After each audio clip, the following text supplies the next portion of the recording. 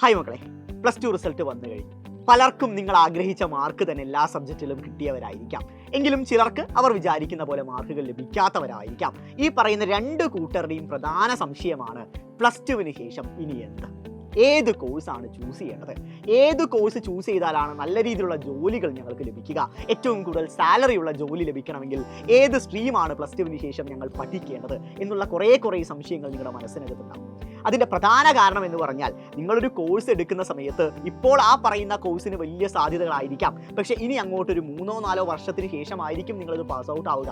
ആ മൊമെൻറ്റിലും ആ പർട്ടിക്കുലർ കോഴ്സിന് നല്ല സ്കോപ്പ് ഉള്ളതായിരിക്കേണ്ടത്, തീർച്ചയായും ആയിരിക്കണം. സോ എങ്ങനെയാണ് ഒരു ഫ്യൂച്ചറിസ്റ്റിക് ആയിട്ട് ഒരു കോഴ്സ് അല്ലെങ്കിൽ ഒരു കരിയർ തിരഞ്ഞെടുക്കുക എന്ന സംശയം പലർക്കും ഉണ്ടാകും.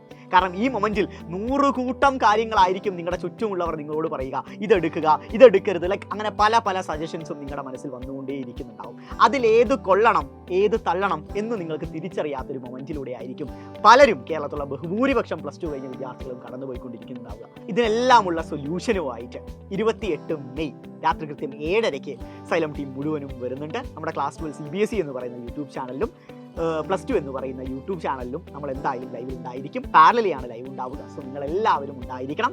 ഇതേ സംശയമുള്ള നിങ്ങളുടെ എല്ലാ കൂട്ടുകാരിലോട്ടും ഈ ലൈവിൻ്റെ ലിങ്ക് ഷെയർ ചെയ്യുക. എല്ലാവരും വരിക. എല്ലാവർക്കുമുള്ള എല്ലാ സംശയത്തിനും എല്ലാ ചോദ്യങ്ങൾക്കുമുള്ള ഉത്തരവായിട്ടാണ് ഞങ്ങൾ വരുന്നത്. ആരും മിസ്സാക്കരുത്.